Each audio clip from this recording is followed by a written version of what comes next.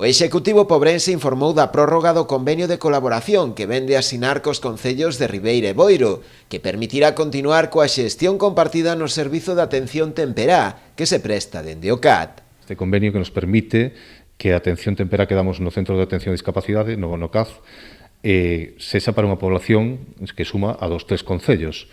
Eso significa que a subvención que vamos obter da Xunta pois ten en conta esa poboación, conseguimos máis fondos e iso nos permite reforzar o servizo, como vimos facendo nos últimos anos. Neste último ano, a Concellería de Servizos Sociais reforzou o servizo coa contratación dunha nova logopeda, que se sumou ás 2 xa existentes, e o resto do persoal do centro, no que se inclúen tamén unha pedagoga, con funcións de coordinación do servizo, unha psicóloga e unha animadora sociocultural. Agora mesmo temos 3 logopedistas, a parte do persoal habitual, que fai 3 anos ou fai 4 ou 5 anos non existían, non?